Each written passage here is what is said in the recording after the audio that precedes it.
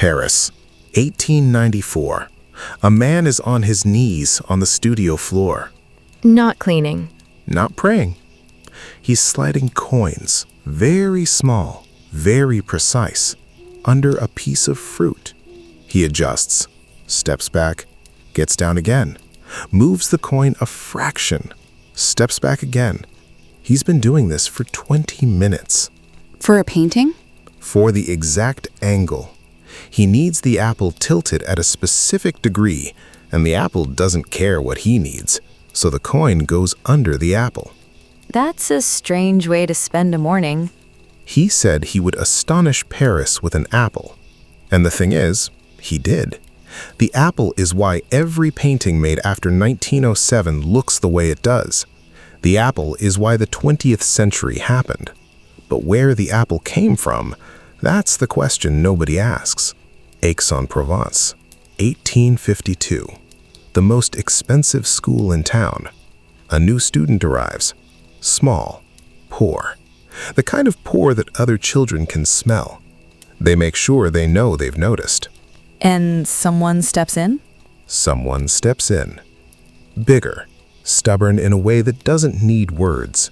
The bullying stops. And the next day, a basket at the banker's son's door. No note, just fruit. Who left the basket? The poor boy's name was Émile Zola. And that basket is why you're hearing this. The banker's son grew up to repaint that apple hundreds of times, and in so doing, broke open the entire logic of how a picture works. And the person who gave him the apple, his closest friend, the man who believed in him first, spent 30 years watching the distance between what Cézanne could see and what he could finish grow wider. Then wrote a novel about it. What was the novel? 1886. Zola publishes L'Œuvre. The protagonist is a painter, brilliant, driven, completely unable to realize what he can see in his head. He ends by hanging himself in front of an unfinished canvas. The book arrives in the studio in Aix. It's read over several days. Then comes the reply. 4 lines. Formal, polite. After 30 years of letters, 4 lines. That's all? That's all. They never communicated again. What was actually in those 4 lines? That question follows you through everything else. Here's the version everyone gets. Father of modern art, solitary genius, hermit of X, 40 years in the wilderness, misunderstood. Died just as the world caught up. Died just as the world caught up. And all of that is true, and none of it is the real story. What's the real story? The real story is that he wasn't misunderstood. He was understood perfectly. A critic named Huysmans, one of the most respected eyes in Paris, reviewed his work and issued a medical diagnosis. Diseased retina, not a metaphor. He concluded that Cézanne's eyes were physically defective, which explained why the paintings looked the way they did. The Academy jury looked at his submissions and said the perspective was wrong. They were correct. One member said it looked like it had been painted with a pistol, not a brush. A director of the Berlin National Gallery, when the Kaiser came for a tour of French painting, he showed Monet, showed Renoir, showed everyone. He moved the Cézannes into a back room before the visit. Didn't dare. Too dangerous even to be seen. They knew what they were looking at. They just thought it was wrong. And here's the thing, they were right. The tables in his still lives are technically broken. Both sides don't match. The fruit bowls lean at angles where the fruit should fall out. The perspective collapses in on itself in ways that violate every rule established in the previous 400 years. So they weren't wrong to reject it. They were completely correct in their own terms. A table cannot look like that. A surface cannot tilt in 2 directions simultaneously. The academic tradition was not making an error of judgment. It was enforcing a rule he was deliberately breaking. And the rule was? Show the world as the brain corrects it, not as the eyes actually receive it. 400 years of European painting, every single canvas shows you the version the brain approved. One fixed viewpoint, one moment, the cleaned-up, unified image. And he refused. He walked around the table. He looked at the apple from here, then from slightly left, then from above, then from the same position 20 minutes later when the light had shifted a fraction. And he put all of those views onto the same canvas simultaneously. The table looks broken because it is carrying more than one moment of looking. The Academy was right. The perspective was wrong. He was right. It was the first honest one. There's a still life called Basket of Apples. Chicago. You can look at it today. The table is split almost exactly in half. The right edge sits visibly higher than the left. He hid the seam under a cloth and a bottle, not because he was ashamed, because he knew exactly what he'd done, and he wasn't interested in making it easy. He hid it in plain sight. He left a gap in the cloth just wide enough that if you look, you see it. And he wrote this down somewhere. He had to have written this down. April 1904. A letter to a young painter named Bernard. He wrote, "Treat nature by means of the cylinder, the sphere, the cone, not as a drawing exercise, as a way of seeing what holds a thing together before the light touches it." That sentence went everywhere. Picasso read it. Braque read it. Between them, they built Cubism out of it. The entire 20th century in painting starts in a letter he wrote answering a question. And he was still sliding coins under apples when he wrote this? Still looking for the angle. Still not satisfied. Now, what he was actually looking for with those coins, not the right composition, not the right light, the position where the apple would stop being decorative and become structural, where it would occupy space the way a wall occupies space, the way a boulder occupies space. Not a piece of fruit on a table. A fact. He wanted the apple to be as undeniable as geology. He wanted it to sit on the canvas the way mountains sit on a landscape, like it had always been there, like it couldn't be moved, like the world had organized itself around it. That's not painting a still life. That's something else entirely. He once told a dealer, "With an apple, I will astonish Paris." The dealer thought he was joking. He wasn't. Or maybe it's not about geology at all. Maybe the apple was just the one thing in his life that held absolutely still. Maybe. Everything else moved. People moved. Light moved. Zola moved. Left. Built a career. Became someone different. The apple stayed exactly where he put it. He learned to look that way from a man named Pissarro, an older painter, gentle, the only teacher Cézanne ever accepted. They worked side by side in the fields outside Paris for 2 years, painting the same motifs, the same light, the same farmland. Pissarro's lesson: look at a thing as it presents itself, no preconceived idea of what it should be. He took that further than Pissarro meant. Much further. By the 1880s, he'd gone somewhere Pissarro couldn't follow. Pissarro said so, quietly, to a colleague. Cézanne has gone beyond all of us. And by then, Cézanne had stopped working with anyone. He needed the stillness too much to share it. He required that of his models, too. He told Vollard, his art dealer, who sat for a portrait, he told him, "Sit like an apple. Does an apple move?" How long did the portrait take? 115 sessions. Same chair, same jacket, same light. Vollard sat barely breathing for over a year. One afternoon, a servant dragged a dusty rug across the floor in the next room, just the sound of it. Cézanne destroyed the nearest canvas in fury. The sound. The sound broke the stillness. And after 115 sessions, Vollard asked finally, "Are you satisfied?" Cézanne looked at the canvas for a long time, then said, "I'm not displeased with the shirt front." The shirt. The collar visible in the opening of the jacket, the rest still in progress. The painting is in the Petit Palais today. You can see the bare canvas, sections he left open because he was afraid that the next mark would destroy what he'd found in the ones around it. Not incomplete. Stopped at the right moment. He knew the difference. And there was something else, something no one ever mentions when they write about the 115 sessions. He couldn't be touched. Not casually, not accidentally.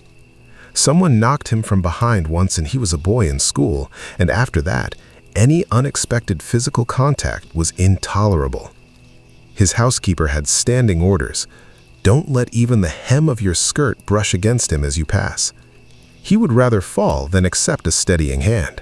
The man who needed everything to hold still couldn't bear to be touched by any of it. His own son, who he loved, his son always asked first, always. And Cézanne, even with his son, couldn't entirely suppress the flinch. That's not a quirk.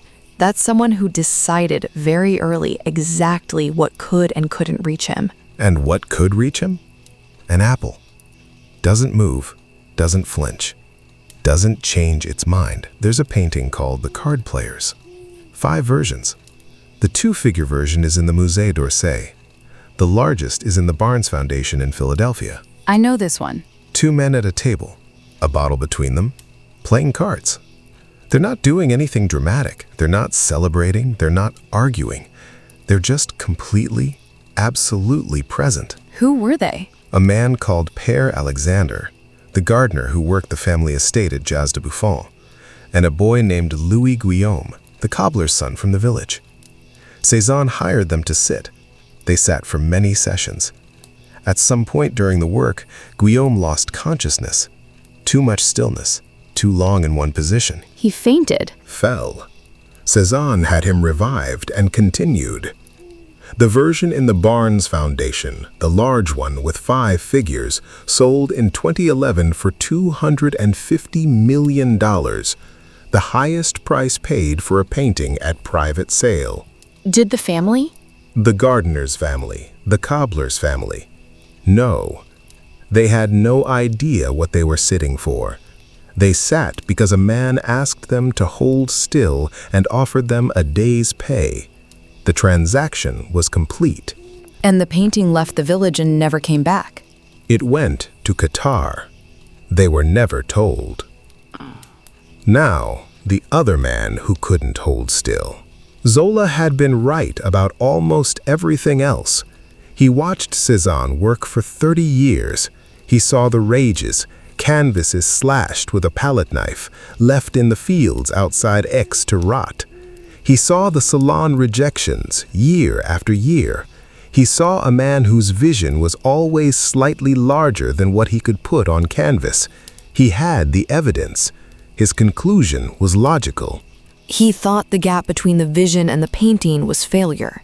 He thought it was tragedy. There's a difference. He wrote Lantier, the painter in the novel, not as a fraud, as someone genuinely gifted who was genuinely destroyed by his own standards. He believed that about Cézanne. He said so privately more than once. When did he say it?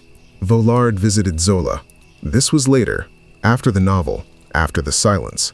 He asked directly, "What do you think of Cézanne's painting?" Zola was quiet for a moment.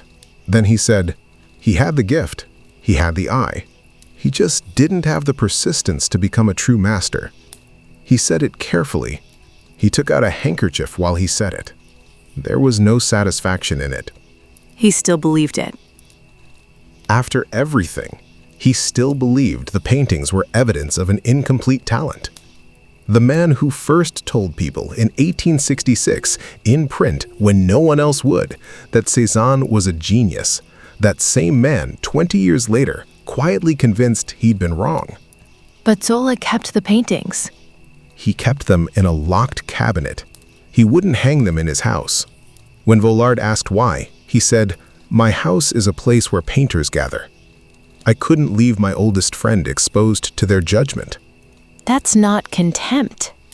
That's protection, his version of it. He locked them away so no one could say what he privately believed, that the paintings were unfinished, that they didn't hold. I don't know. Maybe he locked them away because he couldn't look at them, because they reminded him of something he didn't know how to resolve. He came to Aix once, years after the silence. Cézanne found out he was at a hotel in town. He left his canvas and walked towards the hotel. On the way, he met a neighbor. The neighbor mentioned, casually, having just come from the hotel, that he had suggested to Zola they meet, and Zola had said, "Why would I want to see that dead man again?" He said that? To a neighbor, in a hotel, in the same town. Cézanne turned around. He went back to the canvas. The neighbor said his eyes were full of tears when he turned. He went back to the canvas. Zola died in September 1902, gas in his Paris apartment. By then, they hadn't spoken in 16 years. A man named Paulin, Cézanne's assistant, a former boxer who had been working for him for years, Paulin came running into the studio. "Monsieur Paul," he said, "Monsieur Paul." "Zola is dead." Cézanne threw out his model, locked the door. Paulin stood in the hallway and listened. He could hear Cézanne weeping on the other side of the door. Weeping and sobbing. He didn't come out. He stayed inside and wept for the rest of the day. He kept every letter Zola had sent him over 30 years. He never threw a single one away. The letters, the mountain, the canvas. That's what was left. In 1904, 2 years after Zola died, Vollard visited the studio. Found him reading, canvas on the easel. Asked how things were going. Cézanne looked up. Said, "If only Zola could see that now I am demolishing their masterpieces." He meant it. He wasn't being bitter. He had finally started to understand what he'd built. And the person he most wanted to tell had been dead for 2 years. The last years. He built a studio on the north side of Aix, on the Chemin de l'Auve. He designed it himself. One specific requirement. A window facing a specific direction. Toward the mountain? Sainte-Victoire. He and Zola had walked towards it as boys, the two of them, sometimes a third friend, climbing as far as they could, looking at the blue-gray shape above everything. Zola wrote about it in early letters. He described it the way you describe a place you expect to come back to. He never came back. Cézanne painted it more than 60 times, more than 60 versions of the same mountain from the same region over the last decade of his life. He walked to it every morning he could walk. He stood in front of it and looked for the angle where the geometry held together, where the weight of the stone made sense on canvas. He was still looking in October 1906. What happened in October 1906? October 15th, he was working outside. A storm came in fast. He stayed. He collapsed in the road in the rain. A passing cart brought him home. The next morning, his housekeeper found him at his easel. He was already sick. He worked anyway. He died on the 22nd. His wife and son were in Paris. He was alone. His last letter to his son had been written the morning he collapsed. He wrote, "I feel extraordinarily strong in painting, but transmitting sensations is always so difficult. I don't possess that marvelous richness of color that animates nature. And I ask of nature. The progress is insignificant." He wrote that the day he fell. Every canvas he ever left unfinished was another version of that sentence. He just invented the century, and he thought he was still behind. I keep coming back to the 4 lines. What was actually in them? I used to think it was fury, cold, controlled, the kind of anger that knows if it breaks open, it won't stop. But sitting with it longer, Zola didn't misunderstand Cézanne. He saw him precisely. The rages that destroyed canvases, the sessions that went nowhere, the man who couldn't finish things. He saw all of it correctly.